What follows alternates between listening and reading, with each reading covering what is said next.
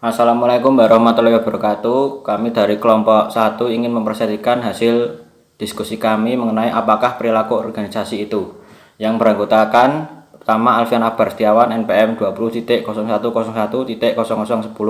Yang kedua Indah Rahmawati NPM 20.0101.0019. Yang ketiga Nabila Aulia Putri NPM 20.0101.0036. Apakah yang dilakukan oleh manajer? Manajer menyelesaikan tugas melalui individu lain. Mereka membuat keputusan, mengalokasikan sumber daya, dan mengatur aktivitas anak buahnya untuk fungsi manajemen. Yang pertama, perencanaan adalah proses yang meliputi pendefinisian tujuan suatu organisasi, penentuan strategi keseluruhan untuk mencapai tujuan tersebut. Yang kedua, pengorganisasian, proses yang meliputi penentuan tugas yang harus dikerjakan, siapa yang mengerjakan, bagaimana tugas tersebut dikelompokkan.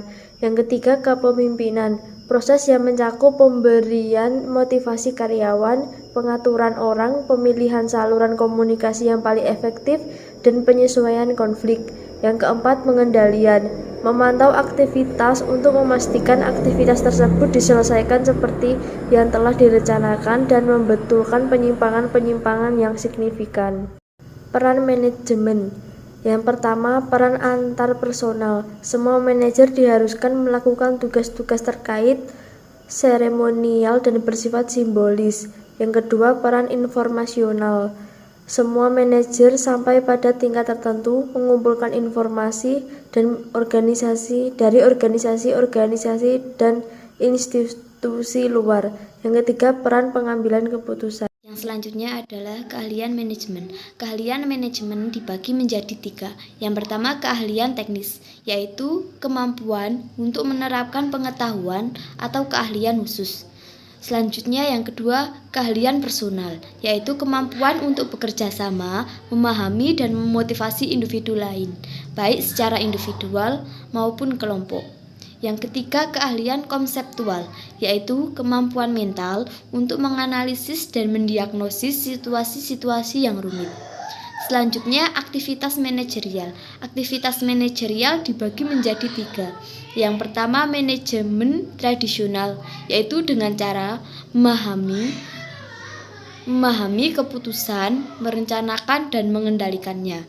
Yang kedua, komunikasi, yaitu bertukar informasi rutin dan memproses pekerjaan tulis-menulis.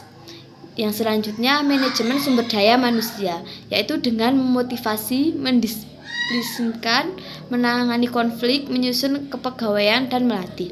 Yang keempat, pembangunan jaringan bersosialisasi, terlibat dalam aktivitas politik dan berinteraksi dengan individu-individu lain.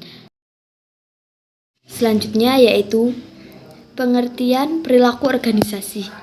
Perilaku organisasi adalah bidang studi yang menyelidiki pengaruh yang dimiliki individu, kelompok, dan struktur terhadap perilaku dalam organisasi, yang bertujuan menerapkan ilmu pengetahuan semacam ini guna meningkatkan keefektifan suatu organisasi.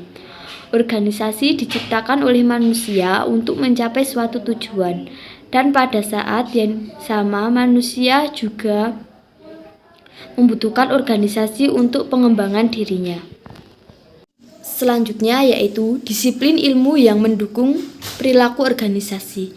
Yang pertama, psikologi adalah ilmu pengetahuan yang berusaha mengukur, menjelaskan, dan terkadang mengubah perilaku manusia dan makhluk lainnya.